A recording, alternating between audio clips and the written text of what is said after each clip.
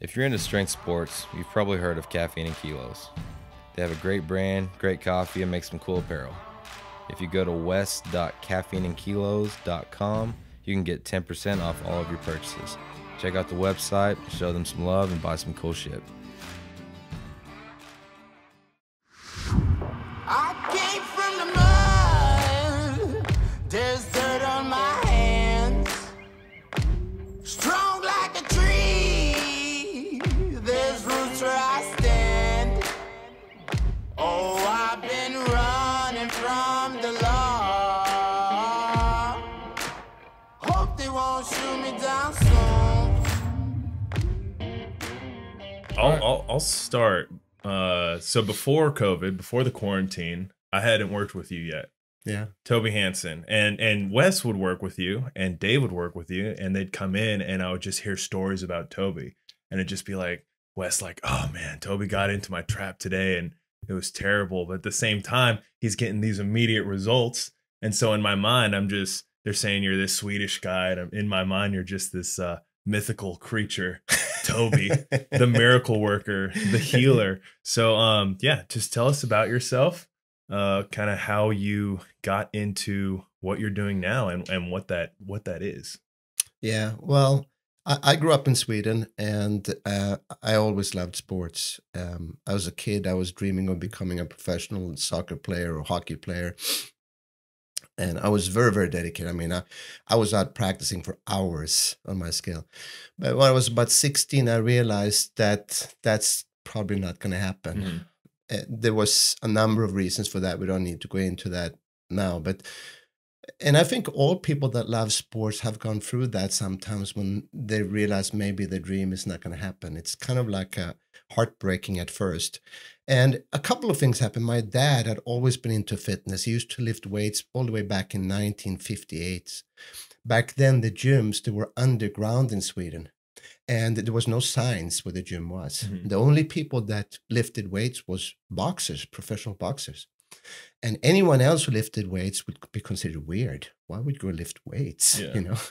And so my dad was very early. He started lifting weights, doing bench press, and not squats, was all upper body. Yeah, the important muscle, the good stuff. Yeah. And then he had like a bull walker, which was a thing you push together, and those things with springs and worked out at night. The chest yeah, machine. yeah. And you could do biceps with it. You could do triceps with it. So he had all of that growing up. And so I kind of got inspired. And when I realized that I wasn't going to be a pro athlete, I needed to have something else. And I think it was a number of things that happened. I watched Pumping Iron, and I saw Rocky, the first movie.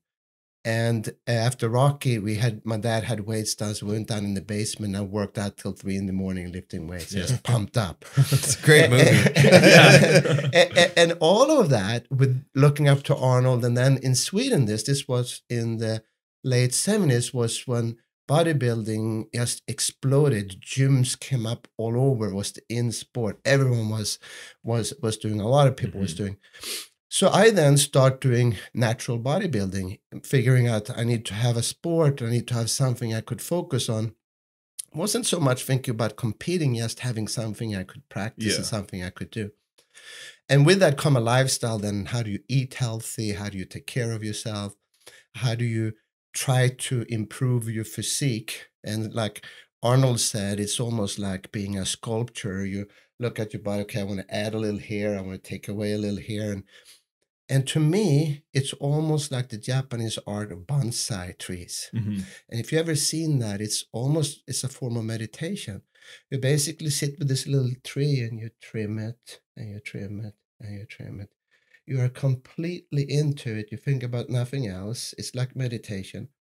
You're not thinking, when I'm done with this tree, I'm going to do 5 more trees, or your last tree. You're just thinking about this Very tree. present. Yeah. I gave my wife a bonsai tree, and I had the seeds, and she planted the seeds, and we got the sapling, and then she put it outside, and it got absolutely destroyed by the sun. The opposite of meditation. So our bonsai tree experience was not the same. but then the whole thing with bonsai tree, and I think there's a lot to this, because a tree, it breathes out CO2. A tree breathes out oxygen. and it needs CO2, and you breathe that CO2 and you need oxygen. So you sit and you have this interaction with the tree, and it's something like you never get done. The whole idea is not getting done. The whole idea is completely lose yourself in the activity. Yeah. And so to me, that's what bodybuilding become. And then I start thinking about what am I going to do for a career? And I was considering becoming a PE teacher, or consider physical therapy, consider chiropractic. Yeah. And there was a new school that had like a presentation. The dean of this school, it was called the Alternative Institute. And it was basically teaching acupuncture philosophy, acupressure, something called applied kinesiology, which is muscle testing.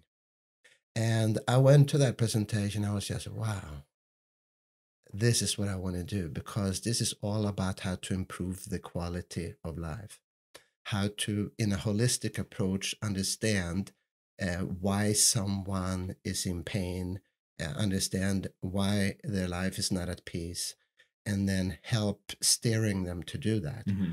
And so now I've been practicing for 36 years, and it's like the bonsai tree. You never get done. People might call me a master, but I never think of myself as a master, because the moment I think I'm a master, then there's nothing more to learn. Right. And so every day you learn, every day you try to get better. And this is what becomes so fascinating. So now my dream of becoming a professional athlete didn't happen, but I'm working on world-class athletes like you guys. And for 30 years, worked with NFL players, with the Sharks, with MMA guys. Yeah. Had a number of famous athletes, and I get to help them become the best they could be. Right. And my job is to get someone that come either with an injury or with some mental, emotional hang-up in their sport, to find out where is this blockage in your body or in your mind, and how can I release that so that you could immediately see changes in your range of motion, changes in your posture, changes in your strength, changes in your state of mind. And so they say in Eastern philosophy that the master doesn't know the difference between working and playing. To him, it's all the same. Mm-hmm. So I'm very blessed. My work is I work, but I'm playing. Right. Yeah. It's not really work for me. And that's kind of the same thing goes with the bonsai tree, because thinking about I never get done, it's not about getting done, it's the journey. And thinking about never getting done or reaching some kind of masterhood, learning every day and continue to get better. Mm-hmm. And then apply that philosophy to everything you do in life, to your own health, to your own fitness, to your own relationships, to your practice, and try to live like that. And that's what my 2 books that I wrote came out about eventually, then fine-tuning all this Eastern philosophy that Shaolin priests and Zen masters and samurais used to become the best they could be, and then teaching this way. You guys had Kiko on here before. Yeah. Kiko loves this stuff, and he's all into Musashi, which is a story about a samurai that's talking about the way of the sword, which is basically mastering swordsmanship. But as this character realized then that it's not only swordsmanship, it's life. And so Kiko and I have our discussions here, and he loves this stuff because it's the way of the linebacker, it's the way of the Olympic weightlifter, it's the way of the therapist, the way of the bodybuilder, the way of the father, the way of the mother. Basically, this commitment to never-ending growth in learning and enjoying the process. Yeah. Hey guys, Wes here. Wanted to take a minute to thank one of our sponsors, California Strength. If you're looking for some awesome weightlifting program that happens to be exactly what the team and I follow here in the gym, head to californiastrength.com. For a 15% discount, use promo codes WES15 for the club program and WESKITS15 for the elite program. if you're serious about weightlifting and getting better, join our team.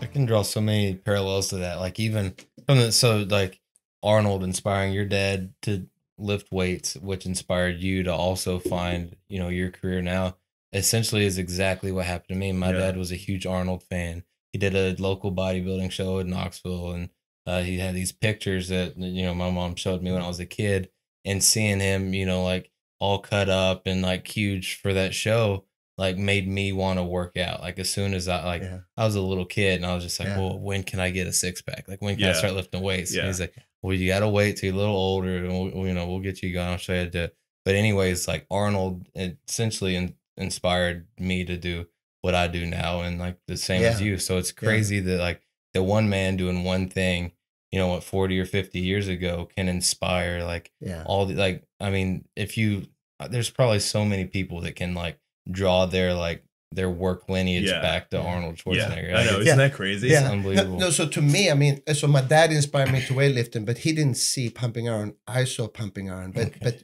with you're the Arnold fan. I'm the Arnold fan. I even moved to the United States and California because of Arnold. Really? Because I want to be like Arnold. I want the American dream. I want to move to California. I didn't know that Northern California was not the same thing as Southern California. I was disappointed that the beaches were not warm. Venice Beach. There's no Venice Beach. San Francisco. Where's the Muscle Beach here? I'm freezing my ass off in San Francisco. And then like the bonsai tree, like you're never done. Like so many times I feel that in weightlifting too. You're working on this snatch technique, you're working on the clean and jerk technique. Not only is your technique never done, but even if you feel like you lifted perfectly this day, you could always put another kilo on the bar. Exactly. So it's like it never ends, no matter where you get. That's almost like if you can look at what you're doing. Weightlifting is something we all have a clock. A lot of times we look at our competitive career and we're like, there's no way I'm going to be doing this in 10 years, right? When I'm 45. But if you can look at weightlifting or look at what you're doing with that mentality of I'm not shooting for a certain number. I want mastery. I want to master this movement and always be improving. It just gives your career and the life of your hobby some vitality. Like it doesn't have to come to a point where like, okay, I'm done now. I can just like let this go. But it is just this thing because you're never done. And so this whole concept then, which is explained in Chinese 5-element theory, in Tao, in the Way, in all those books, is basically saying that every time you successfully do something, you go through 4 stages, and every time you fail in something, you fail in one of those 4 stages. Mm-hmm. And then to look at every pain, every failure, at where did you go wrong? And then to realize that it's okay, tomorrow I could learn from this and I could go out and I could better myself. And I think the biggest difference is in Eastern philosophy, they don't look at goals, they look at purpose. In West, we're all goal-oriented. Sure. And so people have this goal, I need to reach this goal, I need to reach this goal, I need to reach this goal. And they are thinking so much about reaching the goal and setting the goals that they're not able to be here right now. Right. I mean, you come to work on Monday and say, hey, how you doing? Oh, okay for a Monday. And then it come another, hey, how you doing? Oh, happy Friday. And so I'm saying to him, why is Friday happy? What's wrong with Monday? It's like, are you saying that Monday, Tuesday, Wednesday, Thursday is just a means to an end to get to Friday? And then I'm happy. And then the damn thing never lasts because it's Monday again before I know it. And then it's Sunday and I'm depressed. But many people live their life like that. Yeah, I say, so why are you not happy on Monday? Oh, I have to go to work. What do you mean you have to go to work? You don't want to go to work? Would you be happier if you never had to go to work? No, not really. The whole concept of thinking that I'm going to get happier when I get to my goal. And what happened then is I say, okay, when I get to my goal, when I finish my school, I'll be happy. When I get married, I'll be happy. When my kids get out of school, I'll be happy. When I retire, I'll be happy. When I win my gold medal, I'll be happy. The thing is that one of 3 things is going to happen. Either I don't get there, or it takes a lot longer than I thought to get there. And the third thing is that whenever I get there, the damn thing never lasts because it becomes something else. Mm-hmm. Yeah. So when you have purpose, if your purpose is to master something, then it's never ending. Yeah. And never master. Every morning I commit to do better than I did yesterday. I look at what worked yesterday. I do more of it. I looked at what didn't work yesterday. I tweak it a little bit. Then I get into it. I get engaged. I enjoy it. And then at the end of the day, what was the result? What did I learn? Instead of beating myself up. And then I focus on remember what I learned, eat well, sleep well, come back next morning and do it better. And if I always are clear on what I want, committed, if I always get engaged and enjoy what I do, if I always focus on what I learn, then I'm going to get a little bit better every day. Right. And over time, I win a lot more than I lose. And that's the concept of a purpose, because the purpose is never ending. The goal has a beginning and an end. And I won't be happy until I get there.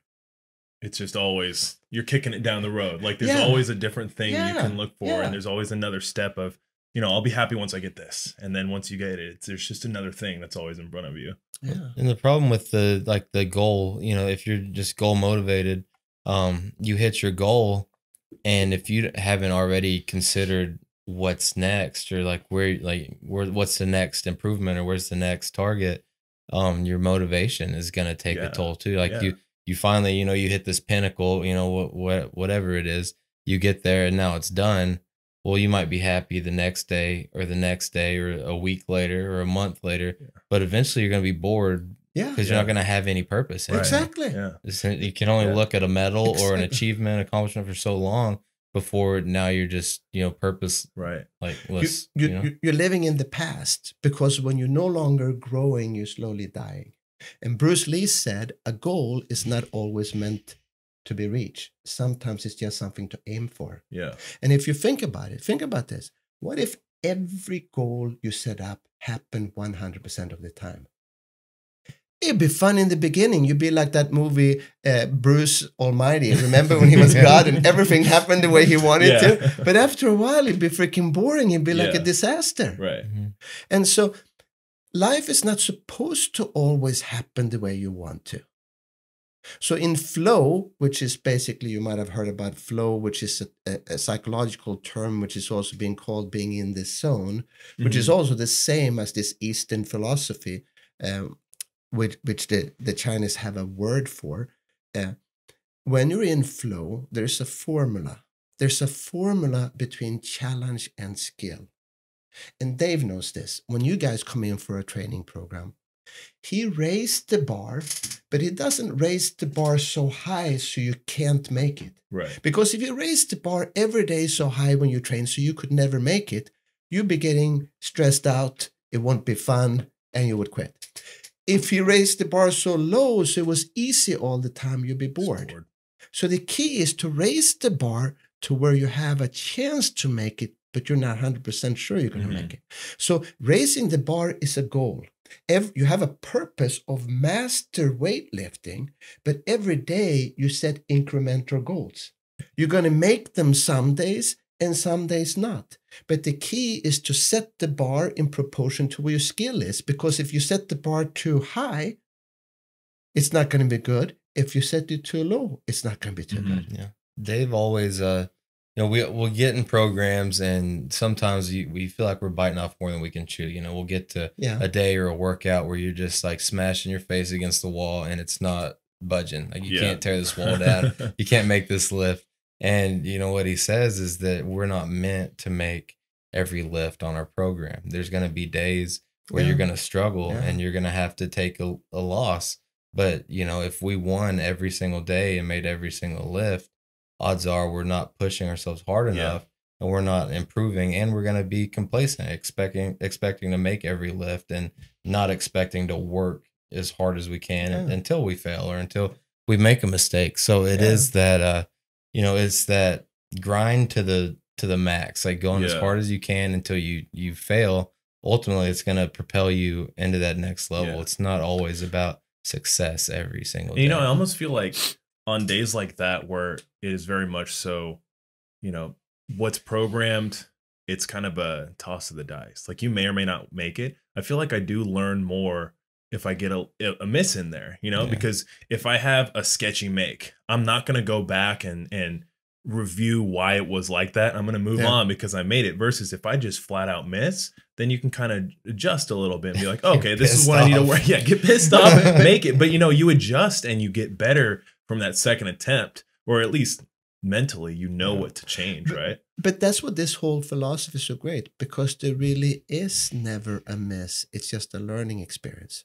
And my feeling is you learn more from what we call mistakes. Mhm. But if we learn, it's no longer a mistake. Yeah, man, And I if learn we- so if we- much if- every day. If we adjust a little bit and we miss it again, well, then we adjust a little bit again. Maybe we miss again. We adjust a little bit again. And then, wow, we made it. Yeah. But that's through trial and error. And so the whole question is the glass half full or half empty? What's the difference between a half full and half empty glass? Yeah. What's the difference? The same. Mindset. Yeah, it's just whether you focus on what you learn or you focus on what you should have done, you dumbass. But it's still the same thing. You could frame it, I learned this and this and this. You could write it down. You could go home and read it over. And you could say, hey, if I remember this and change this, I'm going to be so much better. Or you could say, you dumbass, you idiot, you suck, you're a loser. Yeah. Then you beat yourself up. Then you didn't learn anything. Then most likely you're going to have to do the same mistake over Yeah. again. So much of what you teach and what you kind of practice with us and the people you're working on is like very fundamental sports psychology. Yeah. So when you were kind of going through school and figuring things out, was that a huge aspect of what you're doing? Or were you really only formally trained in bodywork, kinesiology, and then the sports psychology aspect you just kind of picked up along the way because you realized that there was so much more to treating people than I got a tight neck and I'm going to roll it out. Yeah, that's a very good question, because really, so let's take that back to what acupuncture really is, because acupuncture was my first love. And acupuncture is first the technique, which you have to know where the reflex points are, and then you need to learn how to insert the needles in them. And if you don't use needles, you use pressure, which I use more now. But people use sometimes laser, sometimes use electrical stimulation. You could even use cupping on I've seen acupuncture points. rocks before. You use rocks. There's different ways. Basically, acupuncture system is if you imagine that your whole body is covered by circuit breakers. And then depending on what stress, external or internal stress you have. External stress is physical stress. Use, abuse, overuse. Okay? Overload. If I work out too hard, I don't have enough recovery time, I don't sleep good enough, I don't get nutrition, well, I'm going to break down more than I'm building up. But then you have nutritional stress, environmental stress, mental emotional stress, and all of it manifests as tension either in your body or in your mind. When it then manifests itself in the muscles as reflex points. So the muscles is what help us move around, but it's also a protective shield. And it's in that armor that we find the chinks in the armor. Those chinks in the armors are those reflex points where we build up tension. And that tension then eventually develop injury and pain. So in acupuncture, they said thousands of years ago that the master could find one point, stimulate the point, and then the person heal. And so what they say is that there's only one injury or one disease, whether it's of the mind or the body, is the name of the disease is called stagnation. And the name of the remedy is called circulation. So when you find where the tension is, you stimulate the tension, you release the tension, then you restore the circulation, and then the body heals itself. And so acupuncture, when I read it in the old books on how it was 4,000 years ago, Right. have those theories. But then you have to understand that communism came to China with Mao, and they were against any religion. So everything that was philosophical was thrown away as religion. And now they had a problem because they were very poor and they had people that was acupuncturists and they didn't have doctors. So they developed something called the barefoot doctors. They told them you could practice acupuncture, but none of this philosophical mumbo jumbo. Just go in and treat them for headaches or knee pain or back pain or whatever. And so acupuncture now became watered down. They took away the philosophy. They took away the understanding. And so what my work has been my whole life, trying to understand by looking at a person Where do they hold their tension in the body and mind? What is the stress factor that caused the tension? How can I release the tension? And how can I teach this person not to make this happen to them again? And so, like I said, the Chinese then used either needles, pressure, cupping, moxibustion, which is a hot heat-burning herb, or they use food to heal people, or they use herbs. Or you might have heard about Tai Chi, Qigong, meditation. And the highest way of teaching someone how to heal was to teach them how to live. So the emperor had his own acupuncturist. And if the emperor died, they killed the acupuncturist because he didn't do his job. And the theory is, and who knows if this is true now, is that those emperors lived until 100 or 200 years of age. But even like in the Bible, they have those things, people live to 200. Yeah. And who knows if they didn't know how to count or whatever, but obviously they lived to an old age, which is very fascinating then.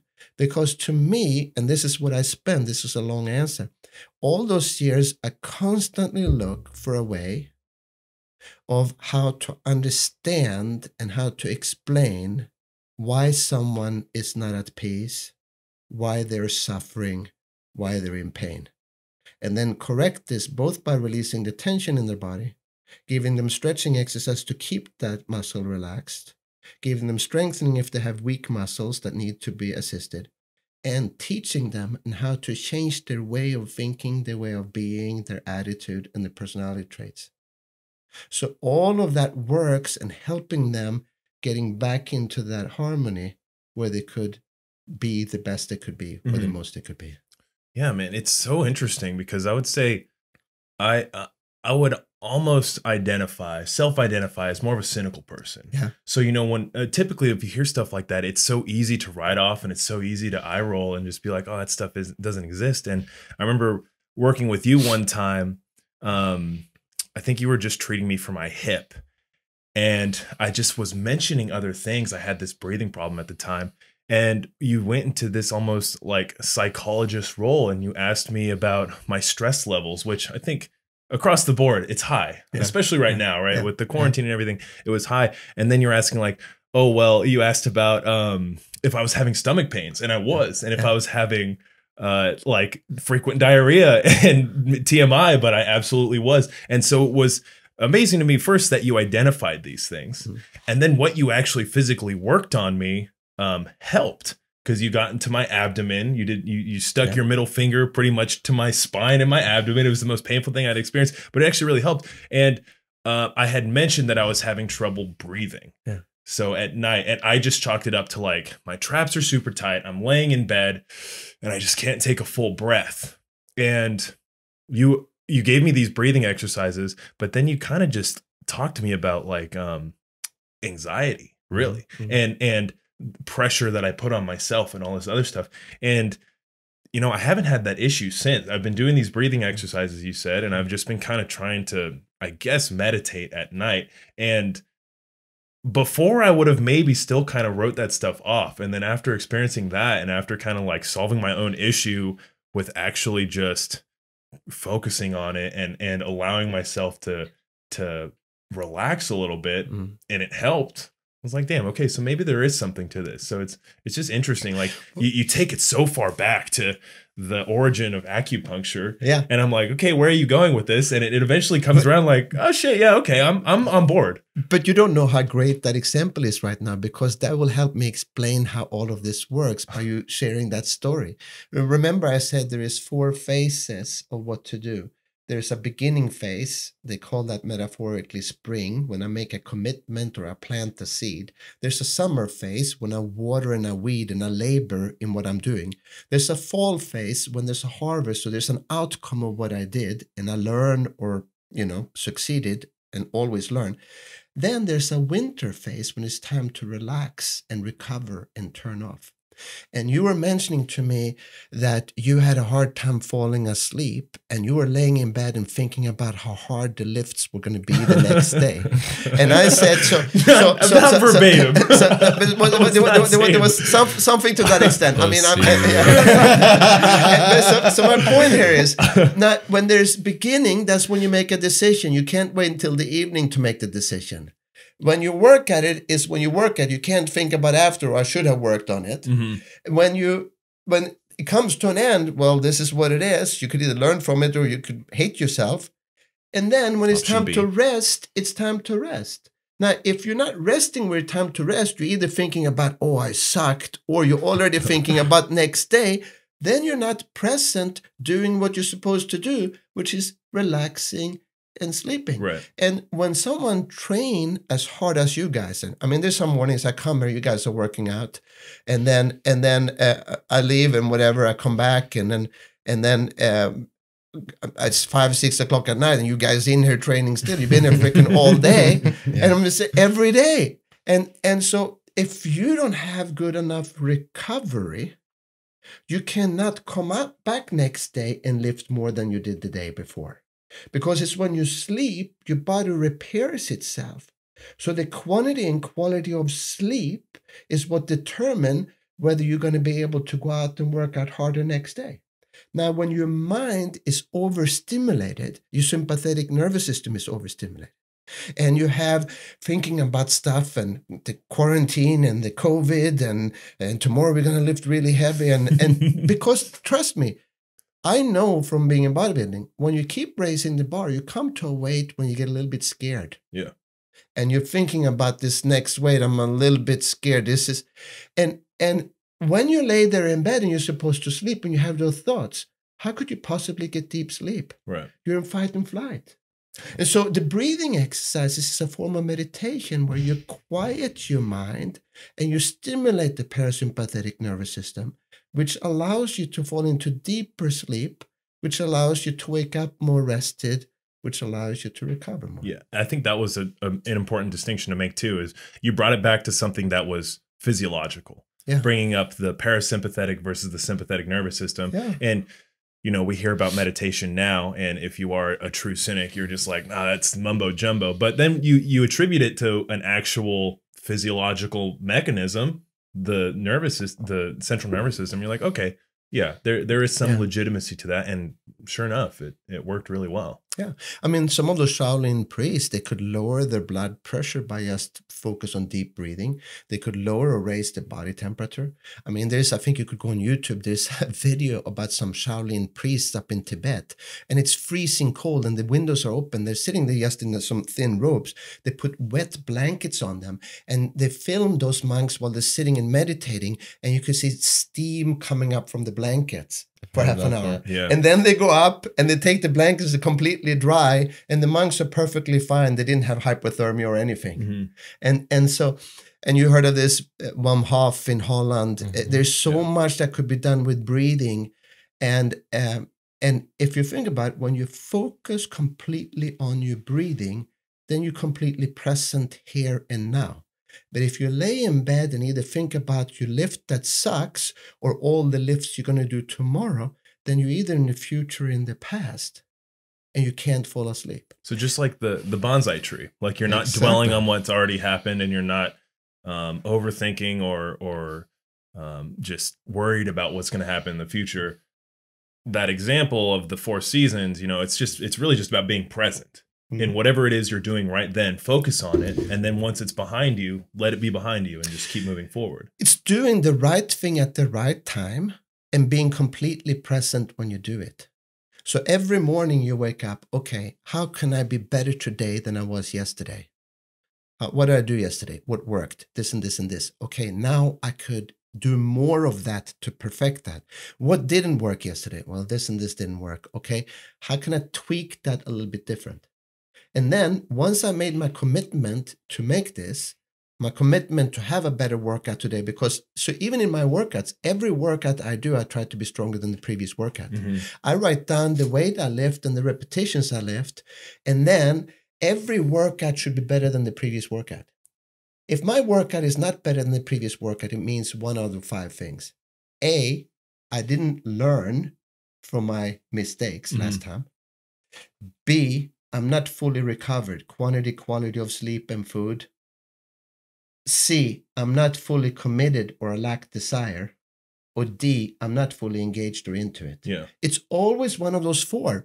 And so if I use the same time frame to do the same exercises, then I should either be able to do more repetitions or more weight. And if I'm not, it means one of those 4. Which means sometimes I need longer recovery time to be able to do it. Sure. And of course, not everyone will be stronger, but if I learn from it, why am I not stronger today? I could then make adjustments. Yeah. And so what is my purpose? Can I be into it? What am I learning? How can I remember what I learned, turn off, relax, and go back next day and do it better? In a never-ending cycle. Yeah. Whether it's Olympic weightlifting, whether it's your personal fitness, whether it's your own health, whether it's your career, your business, your relationships, being a father, a mother, a husband, wife, whatever it is. So I know in weightlifting, it's so easy, just in sports in general, anything that's you do at a high level, it's so easy to fall into that trap of like being disappointed if you didn't hit your number. Yeah. And self-deprecating and focus only on the things that you do bad versus this idea of, staying present and your bonsai tree and moving forward. So what could you say to anyone listening if they're struggling with something like that and focusing on these things that you're saying to focus on? How can they find that and get back to that versus falling into that trap of being a little more negative? I can't tell you how many world-class athletes I had that I had to work with on that, and I can't tell any names now. But when someone says, oh, I should have done this, I should have done better, I should have done more, I'm so pissed off at myself. Then I ask them, okay, so did you deliberately try to disappoint yourself and screw up? No, not deliberately. So that means you did the best you could. No, I could have done better. What do you mean you could have done better? Well, I could have done this and this and this. So then I say to them, so when you were doing it, were you aware of this and this and this? Did you know this and this and this? Because if you were aware of it and you know it, you would have done it. But how could you in retrospect come back and say you should have done something that you either weren't aware of, didn't know, were distracted, or had forgotten? Mm-hmm. That means you did the best you could based on the state of mind, the energy you were in that time. Now, if you beat yourself up, you're not learning anything. Right. So you have to change that inner dialogue, because if you constantly chastise yourself, then you're not learning anything. You're going to go back and beat yourself up again. It makes you very driven. And so I have a perfect story on this. About 20 years ago, I used to think that I didn't have a good day unless every single one of my patients walked out without pain. And then I had about 18 people a day, and I kid you not, probably 16 walked out without pain. But was I happy with that? No. Who am I thinking about? I'm thinking about the two that didn't get better. You know, I'm driving, oh, I suck, or I need to do better, and how could I charge them money on the weekends? I was thinking about. And so people say, hey, look at what you're doing. This is amazing. And I said, no, it's like I need to be better. I myself never thought it was good enough. I was constantly beating myself up. Now you could say, yeah, I was very driven. I wrote books, I did things, and driven. But in my own mind, I was never, ever satisfied. So then I realized that my definition of success didn't work. I realized that I had to be perfect to be successful. And since perfect was always a little bit better, I was never going to be successful. Yeah. So perfect is like the horizon. It's like mastery. I could walk there, but it's always a little bit out of reach. Yeah. Okay. And so then I heard this story, and I don't know if it's true or not, but Thomas Edison, the inventor, was doing an experiment. For a month, he did 1,000 experiments. And after a month, his assistant said to him, why don't you quit? You've done this experiment 1,000 times. Why don't you quit? You failed 1,000 times. Thomas Edison just looked at him and says, I haven't failed 1,000 times. I have successfully found 1,000 ways which wouldn't work. And what is the difference? Mindset. If you focus on what you learn and you keep tweaking it, by process of elimination, you will eventually get it. And that's how you invent the light bulb. Yeah. But you have to have that mindset. So rather than saying you failed again, you idiot, I hope no one saw you, you say, okay, what I learned this time, you write it down. Try a different one. Okay, what I learned this time.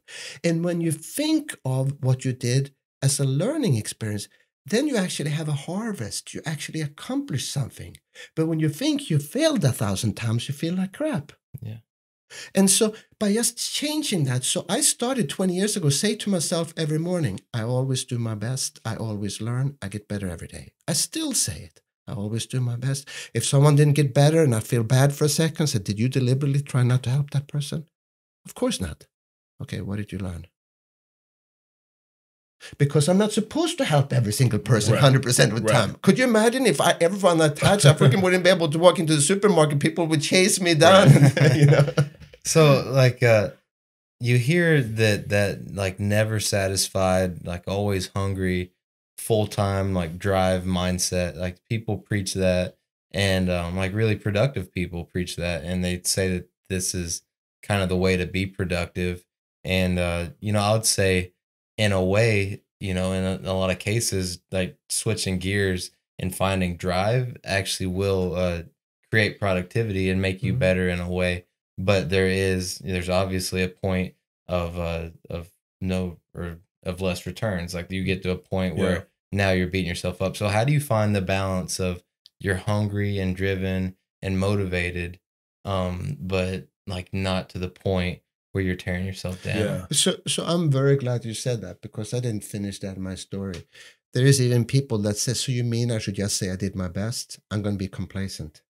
I could tell you that today, 20 years later, I still expect every single patient walk out with that pain. And the only difference is I don't beat myself up. And I could tell you I'm a whole lot better today than I was 20 years ago. Yeah.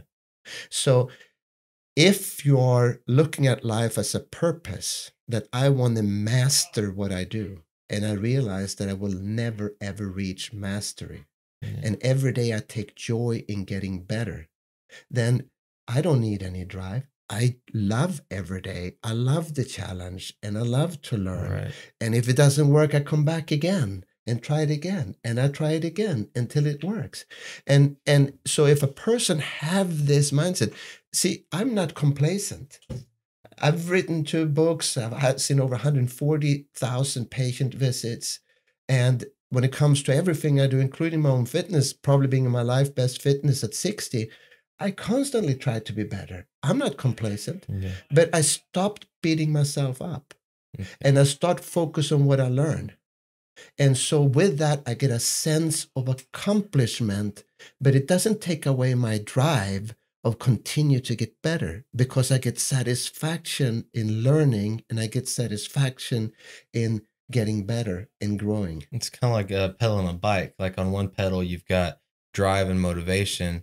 On the other side, you've got like you did a good job, like satisfaction and like appreciation and knowing that you're doing your best. So it's like it's constantly I need to work hard. You did good, or like you worked hard. You know what I You mean? did your best. You did your best. Because think about, and I love that. I never heard that analogy. I'm going to have to I use just that made it one. up. Did you? Yeah, I should probably write a book. Yeah, You write a book.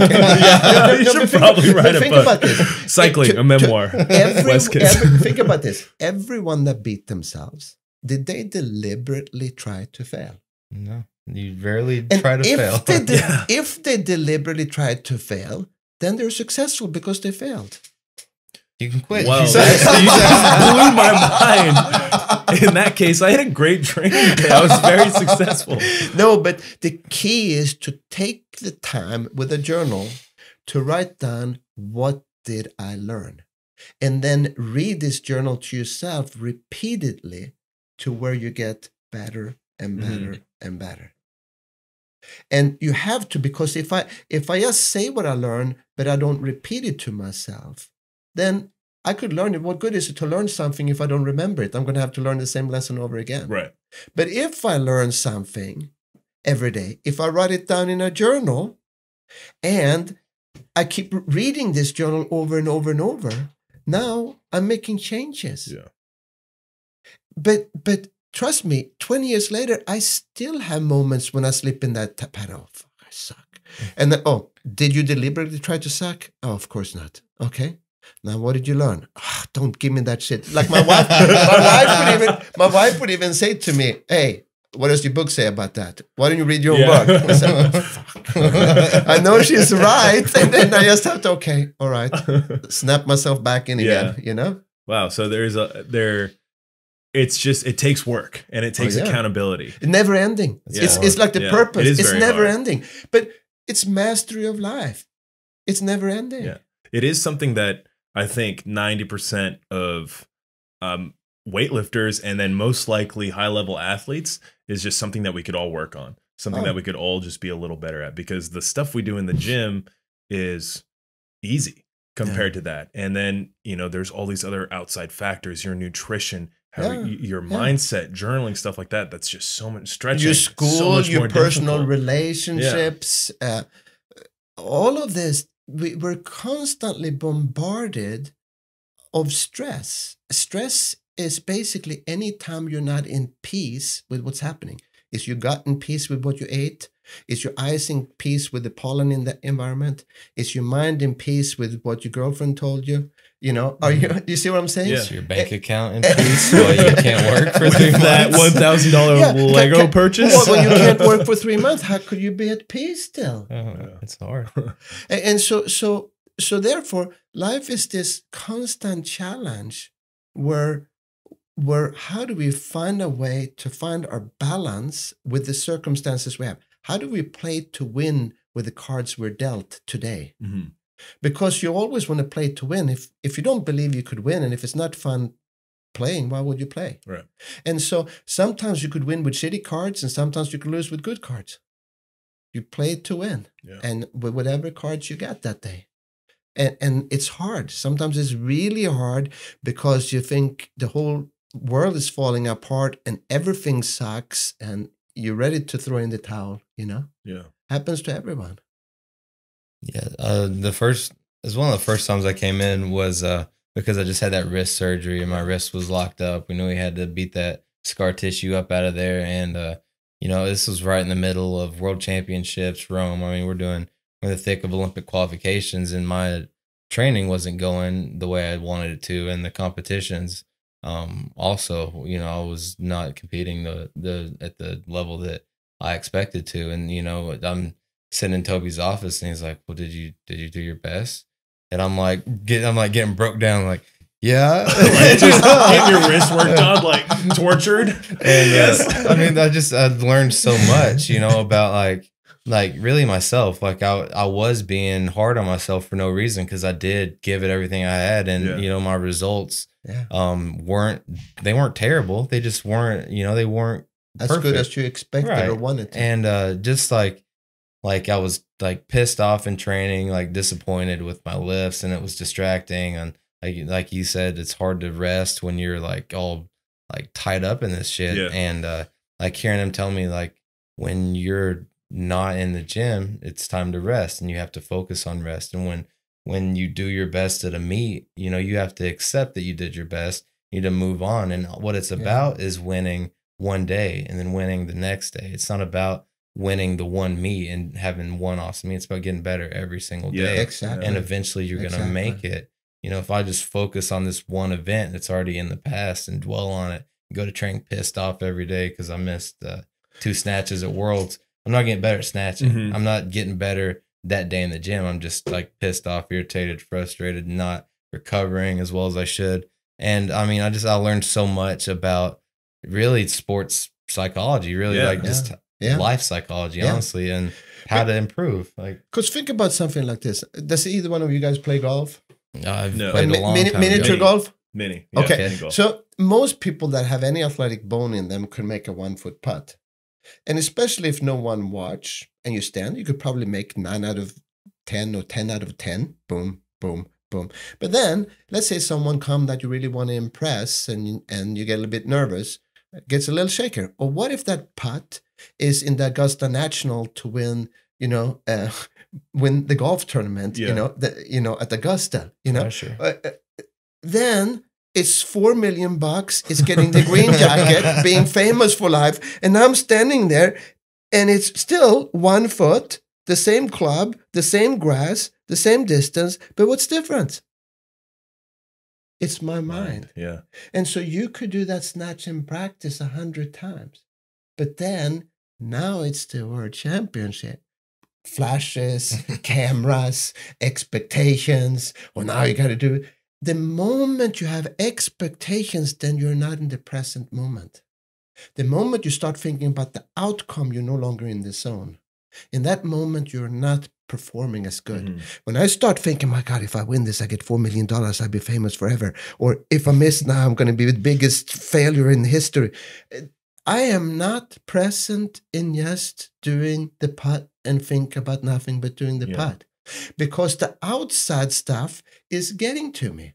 And so even for you, going to the world is a good experience, because now what did you learn at the world? Because there was a lot of outside stuff going on. Clean the shit out of 225 too. I learned how to clean 225 for sure. Yeah. But the more you write down what you learned, the next time the key is, how could I go there again and be like, oh, I'm just lifting in the gym at Cal Strength and this is nothing. Yeah. I think that's what it is getting to baseline at a competition that ultimately makes you a good competitor. Yeah. If you can go to the competition and lift like you just walked into the gym you train at every day, like you're going to be successful. You know, even like I just don't see any way to have a bad day if you're just as comfortable as you are in your own gym.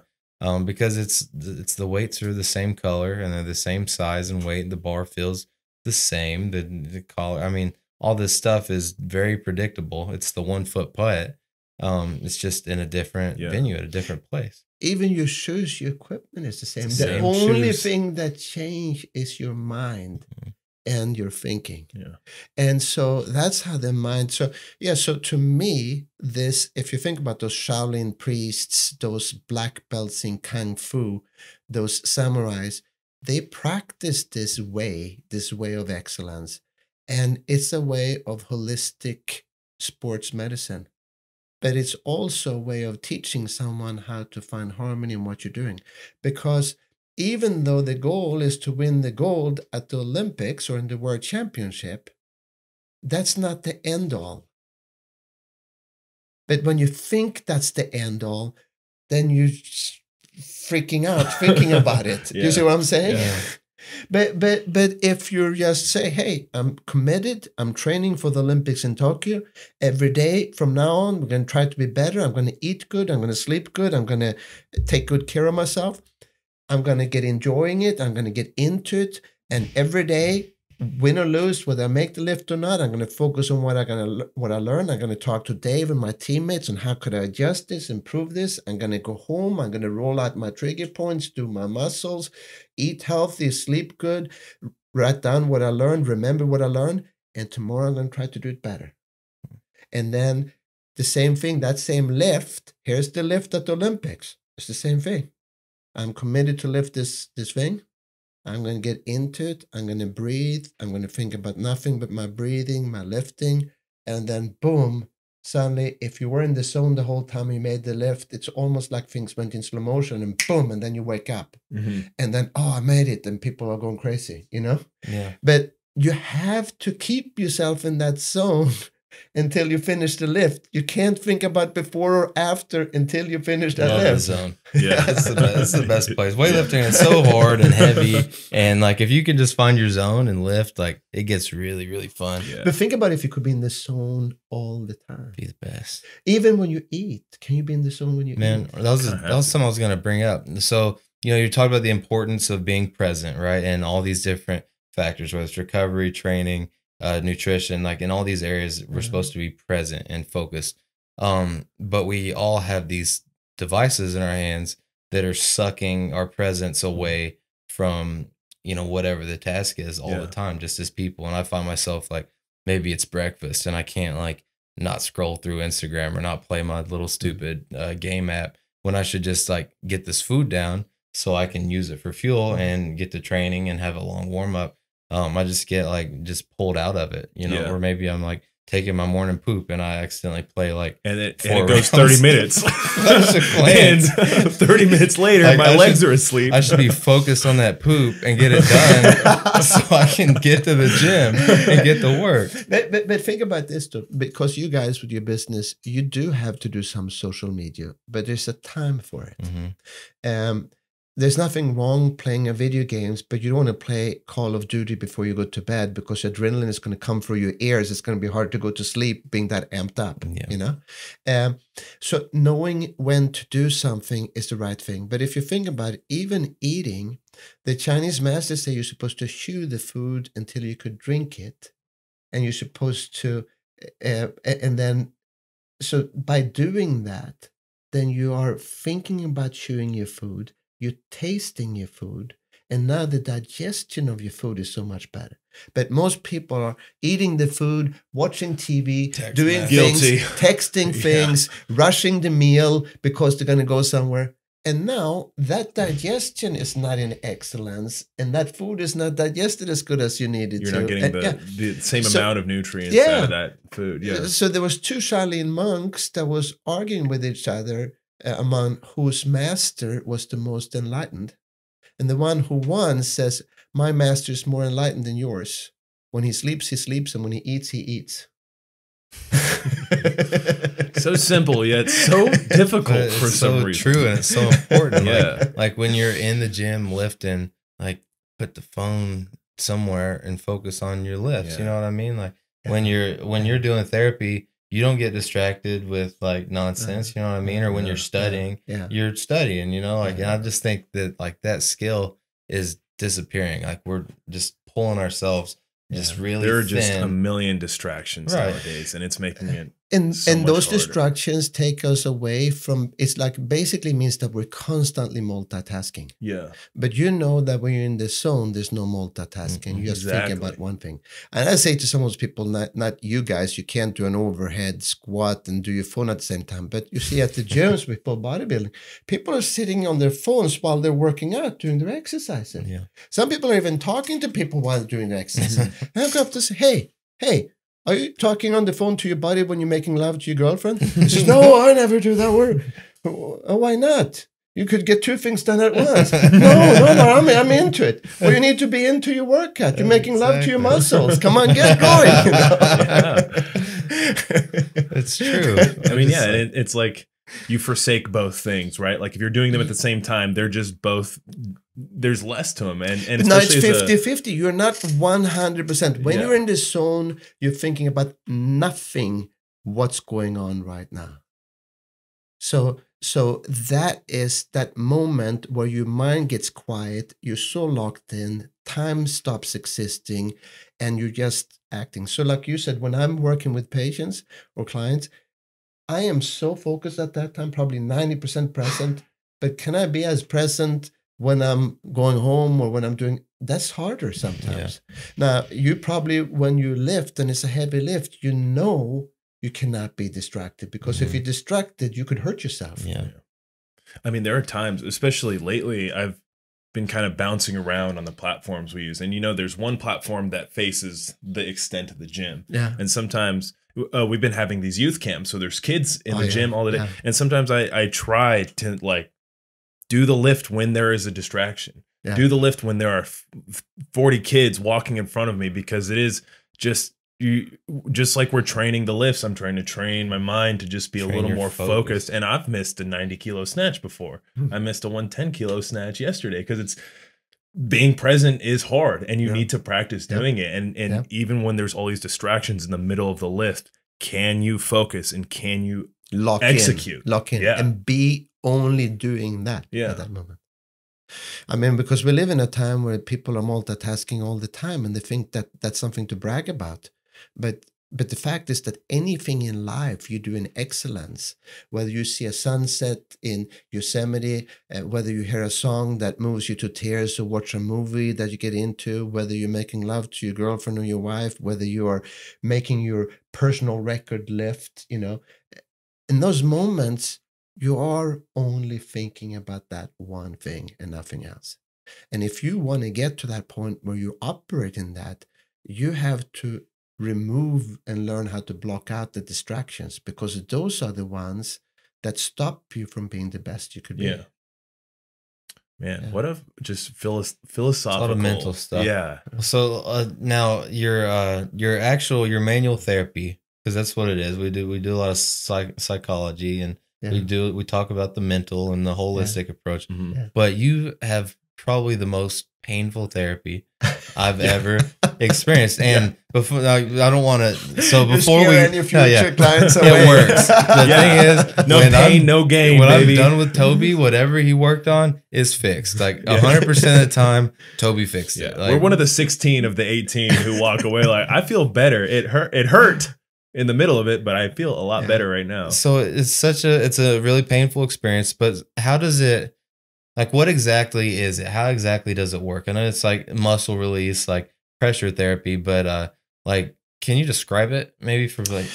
Yeah. So remember we talked about those acupuncture points. So there's 800 listed acupuncture points, and they have an anatomical location. And imagine them as being circuit breakers. And then you have what's called ashi points. Ashi points are points that are not listed, that could appear anywhere in your muscles or tendons. So if you run into something hard and you got a bruise here, then you actually develop an ashi points there. Okay. And ashi is Chinese. It actually means ouch. That's the point when you touch it. Ouchie point. Yeah, that makes sense. Yeah. So scientific. So the key is now, so if you imagine the 800 listed points, and if you add all those extra points that could be unlimited, you have over 1,000 or 1,200 points. The key is to find for each individual, in each case, with each injury, where the primary points are. And when you find the primary points, there's going to be a lot of tension there. And when I then find that spot on you and I start working, it hurts like hell when you start. And when you have the first point ever treated, you say, what the fuck are you doing? Stop. Some people even tried to kick me or hit me, and one person bit me, one person kicked me in the head. So people's first reaction, holy shit. But then it takes about 30 seconds to a minute, and most of the points, the pain subsides and go away. Yeah. And I could actually feel how the tension goes away while I work on it. And when the tension goes away, you could at the same time feel the pain subside to where eventually it's not painful. The way that point feel at the end when it's not painful is how it should have felt from the beginning if there was nothing wrong there. Yeah. But why would I go and rub on a spot where there's nothing wrong? It would waste your time and my time. So the key is to find the spots where you have the most tension. Because of that, those spots are going to be most sore. So my challenge lay in finding the right spot for the right person. And then what happens physiologically is I could feel the tension. Now, if we went and did an autopsy of this point, we wouldn't find anything. Maybe we find a little bit of inflammation, but there's nothing physiologically there. Right. However, if we used an ohm meter that measures electrical resistance, we could find that there's a changed electrical resistance in that area. If we use a thermograph, which measures temperature, we could see that it's warmer there. It's firing. Yeah. If we use a kill-lamp photograph, which is a photograph which shows heat coming out from areas where there is more heat and less coming from others, you could see different colors. We will see that there's a red color or something there. And so while the point is not physical in nature, because if you cut it open, you won't see anything there, there is a built-up of electrical charge in that point. So imagine that circuit breaker, that when I go in there and with friction break it up, and especially if at the same time I'm talking to you about the very thing in your head that is causing this point to go out, then we're treating your mind and the body at the same time. As we're releasing the tension there, we get a release both in your mind and in your body. And I could feel when the tension goes away. And when the tension goes away, the circulation is restored. And when the circulation is restored, then the function is coming back. And so basically it's a form of depolarization of an area where there's built up tension. And you could literally feel it when it happens. It's a crazy feeling because it's kind of like, I'm sure most people have had like a tight muscle, and when you push on it or you put it on a foam roller or whatever, you get like a response. So Toby like searches and he finds these spots and he hammers them, and right away it's terrible. It's so painful. But like you said, like 30 seconds, a minute later, you've completely lost that tension, and now your full range of motions return, like your functions return, your strength in the muscle, even like literally when something is like when it's kind of stuck or misfiring or charged, however you want to say it, once he releases that, now that muscle can contract properly and like it adds strength back, and it's like it's crazy and it's very unique, but I mean, yeah, it isn't. It works. It's hard to describe. It is very hard to describe because it it just hurts so bad. Yeah. And then for like 90 seconds, you are to the point of like you're writhing in pain, and then it just goes away. And you haven't changed the pressure, No. you haven't changed Yeah. the cadence at It which melts. it just melts, it just disappears. And it's Yeah. like, did you just like go lighter? But Yeah. no, you look down and you're just digging your finger into my Yeah. leg, and the pain's gone. I have Like, a question. So you'll be like, you've worked on my like foot to quad, like just kind of up the chain.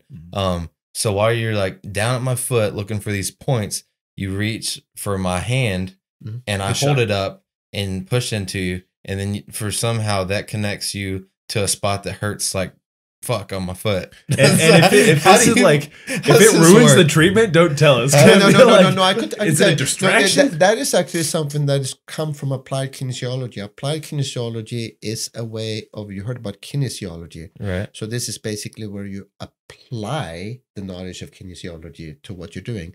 And so in applied kinesiology, they do muscle testing. And you could test each muscle to see if they're strong or if they're overstrong. When I say overstrong means they're not really overstrong, but let's say if a person is, if I tested your deltoid, for example, and push, and you could hold it, okay? And the test your posterior deltoid and push up, and it's a little bit weaker, and you could feel the difference. Now, if I test your anterior deltoid, push up, that's solid. I test your posterior deltoid, it's a little weaker. Mushy. Okay, so I know now this one is probably too strong because and this one is weak. Right. Okay, but so that's applied kinesiology. It's telling me about those muscles. Now, when this one in the middle seemed to be the one that is probably the normal one, I could use that as an indicator, and now I could touch different areas on your body. But keep pushing against me.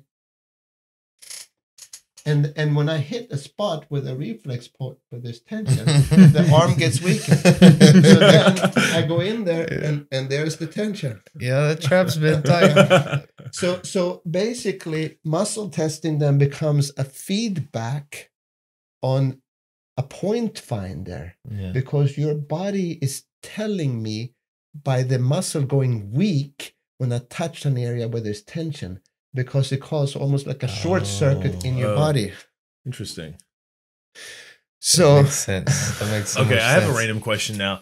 So this video circulated on the internet, I don't know how long ago, but it was like a mobility seminar, and this guy was trying to get into a deep squat, and he had the butt wink, his tailbone was rounding under, he had a little bit of valgus collapse of the knee, and then this whoever was running the seminar just kind of pressed on his jaw and found some pressure point in his jaw, and somehow that opened up his hips and allowed him to squat better. Is that just bullshit, or is there something to actually like? Well, is there some kind of point in the jaw I that affects I could give an answer. It could be a long answer and a short answer.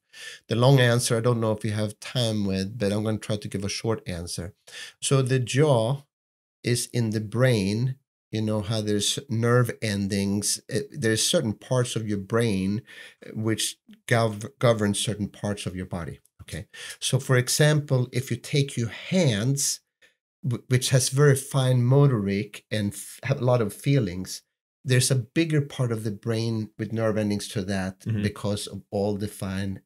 The jaw happened to be the same thing, because how something that has to do with where the nerve endings cross. And so a lot of people have what's called Tmj problems, where the jaw is popping or clicking or hurting. And I don't work that much with it because I think it's a little sketchy, but it is true that if he found an area where this person had some problems with his jaw, and he pushed on it while this person was performing the squat, then that can change things and function in the body. However, the guy can't have someone standing and pushing on his jaw every time he's squatting, Right. you know. And so whatever he pushed on there was some kind of a reflex point that the body responded to. That reflex points have to be corrected permanently. He was just basically demonstrating Right, something. yeah. You know, you might have seen people doing where they do muscle testing to test how someone is strong, and they have them take some sugar in the mouth, and then the arm just drop. Yeah. Same thing. It's not like if people eat sugar, they're going to fall to the ground in weakness. But the muscle test now is asking a question. You're strong. Then I introduce a stimuli, whether I push on your jaw, touch your upper trap, or have you take sugar. Mm-hmm. It's a form of outside stimuli. And then test you how you respond to that stimuli. You see what I'm saying? Yeah, yeah. If that stimuli is not good for you, if there's something wrong there, that arm will drop. But it's not like if I eat sugar, I'm going to collapse and I can't stand up, because it's like almost like if you imagine that you have a power outage and the light goes off for 5 seconds, 10 seconds, but then the emergency generator comes up and light comes back on. Yeah. So that short time when you introduce that stimuli, you could measure how the body respond to that stimuli. Whether it was touching here, or putting sugar in the mouth, or thinking about you sucky lift yesterday. You see what I'm saying? Yeah. Because I could basically have you think about something that is upsetting, and I could test you. And if it is truly upsetting, you can't hold your arm, you know? Interesting. And so it's basically asking the body a question. And that's what applied kinesiology is. It's asking, testing the muscles, and then introducing different stimuli, either by touching reflex points, touching vertebrae, introducing nutrients or vitamins, introducing thought concepts, and then see how the body responds to those, because the body doesn't lie, it gives you a feedback. However, sometimes it's hard to get answers that are true, because what if at the same time I'm tasting the sugar, I keep thinking about that I'm so much in love and I met this girl? Well, will that cancel the result on the sugar, Right. because I just happened that thought at the same time? So I also feel like if you know what the test is, I'm just going to focus more on pushing my arm up. And some people use the muscle testing to almost like a dog and pony show to prove something. You've seen those people where people stand in the mall. Hey, put those soles in your shoes. So put this bracelet on you. Oh, see, I can't push you over. Let's take the bracelet. Oh my God, you can't stand up without this bracelet. Well, I'm going to have to wear this bracelet for the rest of my life. And people walk around with that bracelet, you know? Yeah. But once they've had the bracelet on for 30 seconds or a minute or 5 minutes, you could still push them over. Yeah. It's just showing that that bracelet have some positive effect on them, but it's not the answer to all things. Right. And pushing on the jaw is not going to fix this guy's hips and his knee imbalances in his squat, you know, permanently. Yeah. Placebo effect has been proven to work. That's true. For sure. That is true. No, but think about that. Why are we so against placebo? Because what if believing in something is the only thing that works? You definitely have to believe something works for it to work. Yeah. If you're like if you go in If with you a fight it hard shitty enough, attitude, you can make it not work. So we have come to universally accept that antibiotics is working, and we expect it to work. Science. And of course, antibiotics have also in experiments they put mold on bacteria and they're dying. Something is happening. Right. Okay. But what if I was so dead set that antibiotics was bad for me, give me a yeast infection, and it makes my stomach upset? And they're going to give me antibiotics. I don't want to take it because I don't believe it's going to help. Quite possibly they might not work because I so strongly believe they're not going to help. And in that case, then, the belief system works. Do you see what I'm saying? Yeah. I mean, in other words, and so here's what's so funny. In medicine, they want to do double-blind study, which means, hey, I'm going to give you a medication or a supplement, and we're going to see if it has an effect. But you don't know if you get the right one or not, and I don't know if I'm giving you the right one or not. Yeah. And then we're going to see if it works. See what happens. Do you know that all the drugs they're doing, I mean, how about percentage of stuff really, really work? Yeah. I mean, to take away the whole idea, we don't want you to get something to work because you believe in it. when maybe believing in it is the most important thing. Yeah. One time, and this is a funny story, one time back in 1987, I was invited to the 49ers. I did a demonstration on Charles Haley, and I was trying to talk to the trainer about working for them. And the team doctor was there observing me. He was, I'm not going to say his name right now because it's probably not a good thing. But after the session, he told me, hey, you're very charismatic. And he said, maybe your patients get better because they believe in you. I said, well, I don't know, but if they do get better, I don't think they care. Yeah, seriously.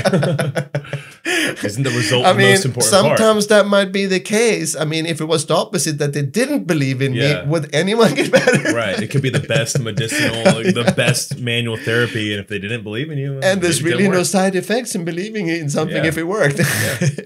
There's enough research with massage therapies, and I feel like the stuff you do is definitely there's no placebo to the psychology and the muscle work. But you could go to 10 massage therapists, they're not all the same. Yeah. And if that person make you believe that they know what they're doing, and think about this, you've been in pain in your wrist, and I find a spot, and it hurts like hell, and you think, what the heck are you doing? And I keep cranking on it, and then I start feeling better, and then you move a little better. Oh.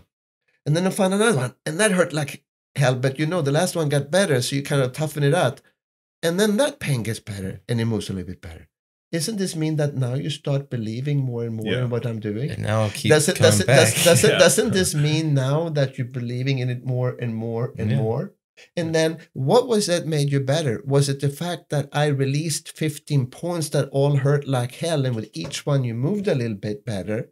Or was it the fact that you start believing, wow, he gets this stuff better, maybe I could get better? Yeah, maybe it does feel better. Or there was another thing, I couldn't sit there and talk to you without messing with my wrist. Like I constantly was putting pressure, working on it. You were obsessing pushing about the scar. And you're like, hey, when you leave here, I don't want you to touch the wrist anymore. Like I want you to do some work, do your stretches. But when you're done stretching, move on. Just be done. Like be done with that. Yeah. That leaves your mind. You don't need to think about it. And I just listened. So, when I was sitting on the couch, I had that urge to mess with my wrist, work it out. I was like, no, I'm going to let it relax and heal. And, one, it's mental because it takes that stress and it relieves it. I'm not stressed about my wrist at this time, and I'm not going to work on it.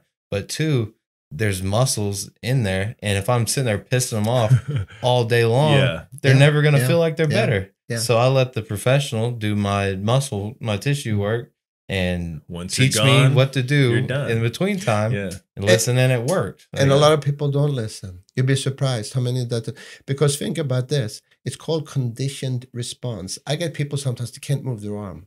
And then after the treatment, and they're like this, oh, what the heck? And they start doing this. I said, hey, that's okay. Stop it. Don't look for it. If you're looking for it long enough, you're going to find it. You're trying to find where it hurts. If you look, hey, just leave it alone. Go home, do your exercises. Don't obsess about it because you have such a conditioned response. When I move it there, it's going to hurt.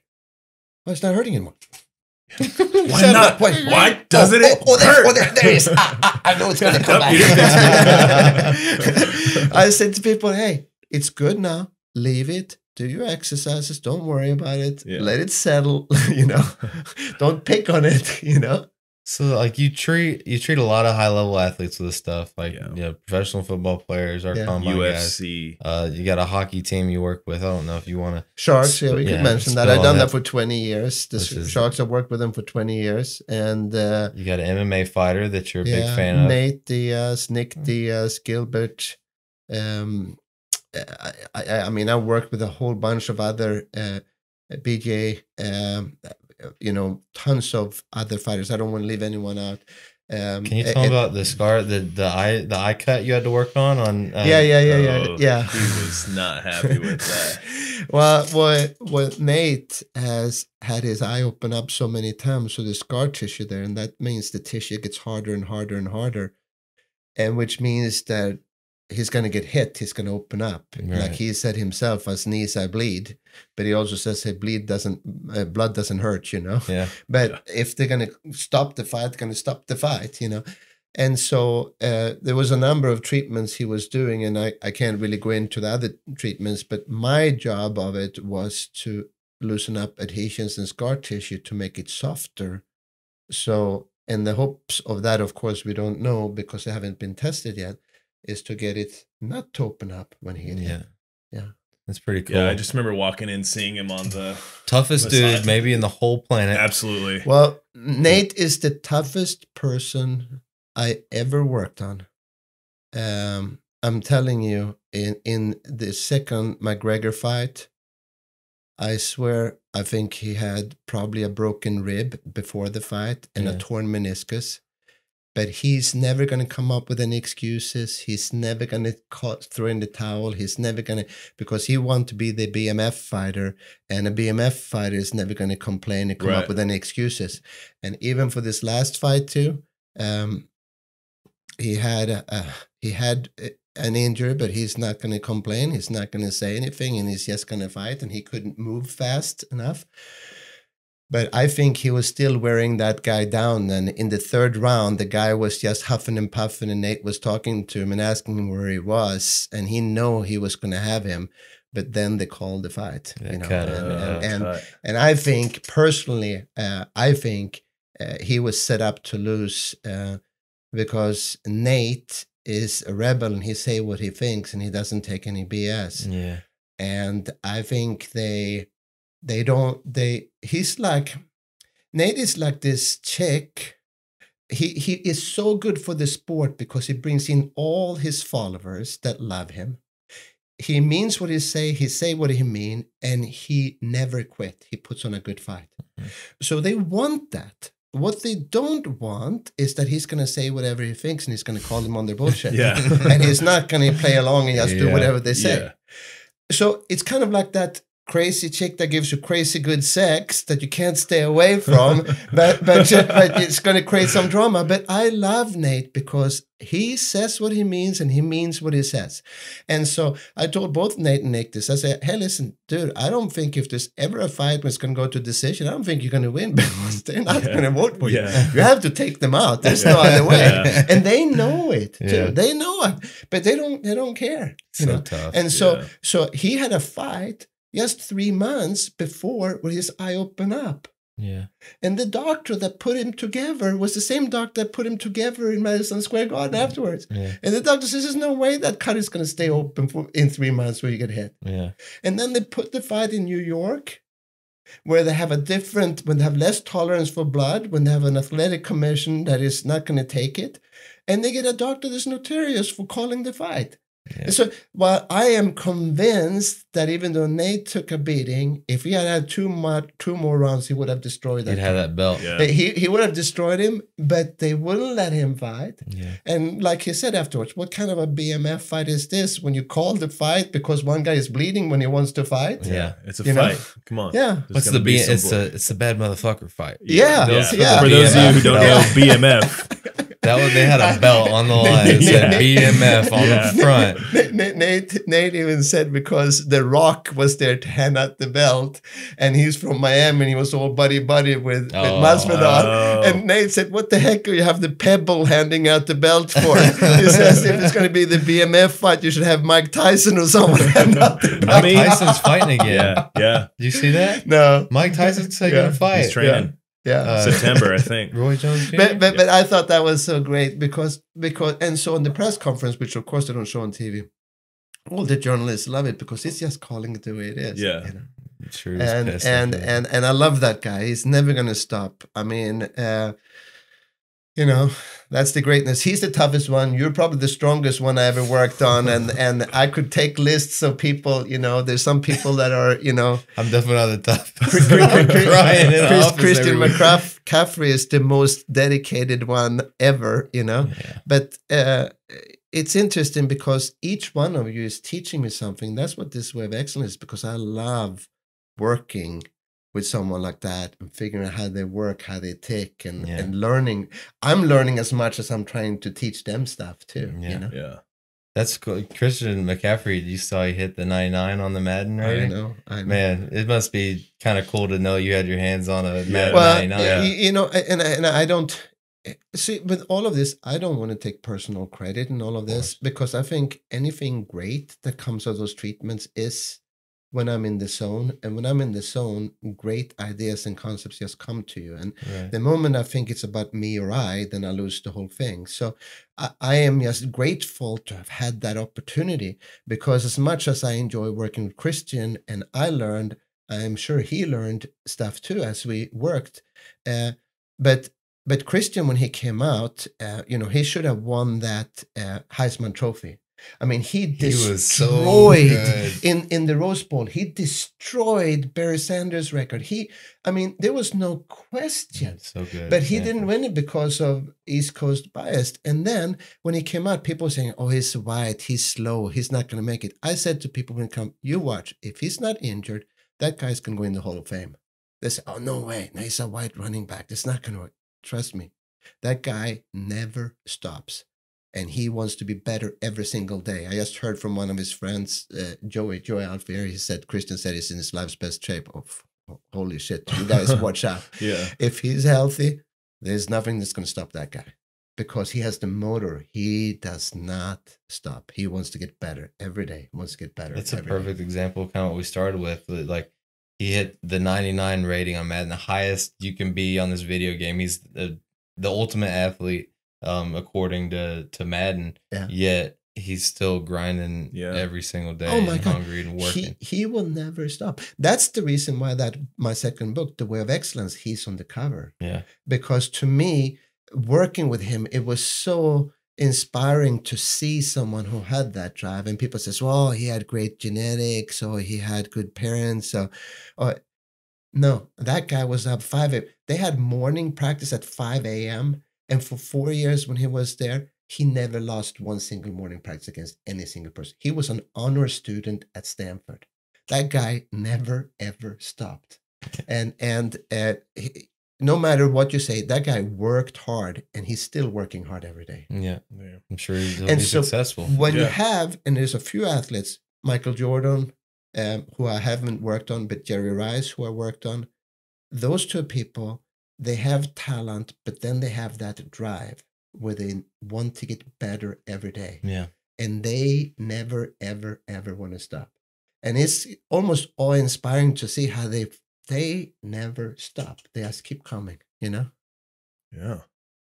So if it doesn't matter. You got the best genetics, be the greatest talent on the planet, but if you don't put it to work, eventually you're gonna run out of steam. Like, whether it's talent high school, can only college, take you so far. Yeah, eventually someone's gonna outwork you that's also talented. Yeah. And that's where that's where it stops. But at the end of the day, you're gonna look yourself in the mirror and says, "Did I do everything I could, and did I do my best?" Yeah. If you can say yes to that, And every day, of course, is a new day. You start over again. Every day you start over. Every day. If you repeat the same mistake you did yesterday, it's insanity to keep doing the same thing and expect a different outcomes. You adjust, you commit, you compete, you learn, you recover. You adjust, you commit, you compete, you learn, you recover. It's a never-ending purpose, striving for excellence in whatever you do. So when I do some like coaching, some training on the side of my weightlifting, and I guess as I got more serious and older and more into my training and like doing as much as I can to be the best I could be, people that were less driven, it got tougher for me to give them everything. Like I would find myself like trying to give my all to the ones that want to be the best. You know what I mean? So like when someone was really driven, it made me invest more in them. I had trouble investing in the less driven people. Do you feel that in your practice? Yeah, no, for sure. Yeah. For sure. Some people that come in, they don't listen, they don't learn, they don't do what I say, but they like for me to remove their pain, and they keep coming back. And so I keep telling people, hey, you could come back and you could pay me $150. It's going to hurt like hell, and you're going to waste time and you're going to waste money, or you could do what I'm telling you and learn.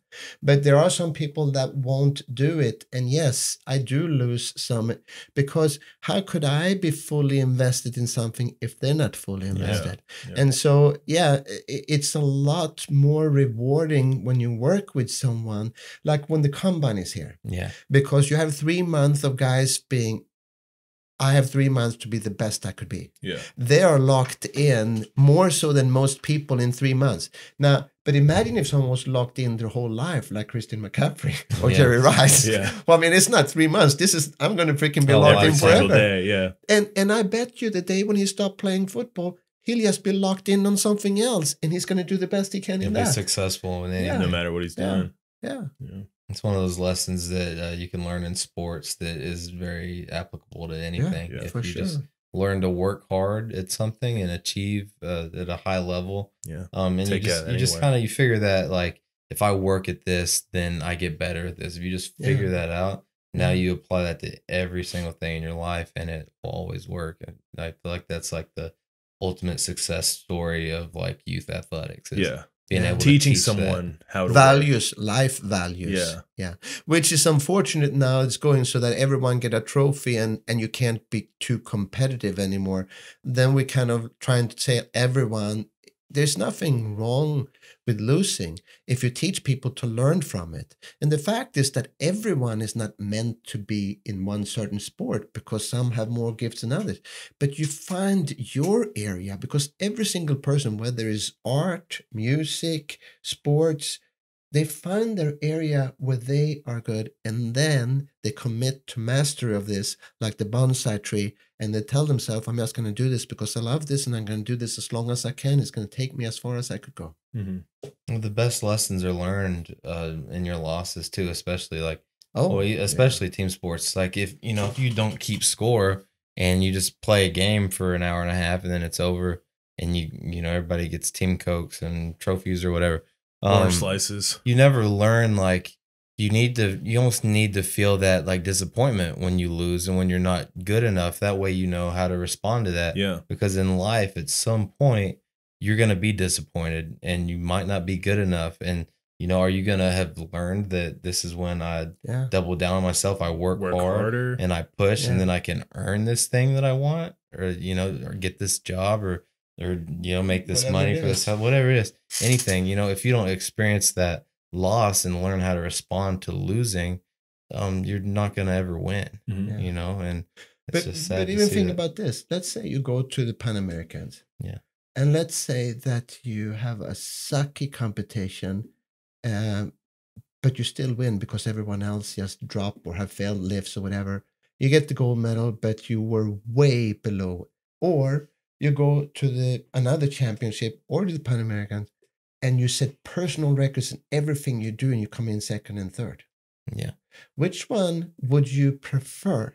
To suck and perform poorly and win, or to do your personal best and compete on the highest level of your life and come in second or third? I'd rather the competition of a lifetime. Yeah. Yeah. No doubt. Those Yeah.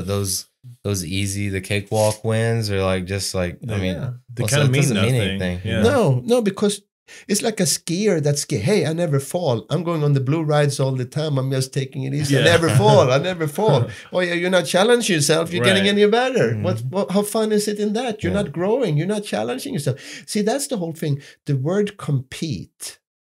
If you look up in the dictionary what the meaning of, in Webster's, what the meaning of compete, it says to strive for something that is desired.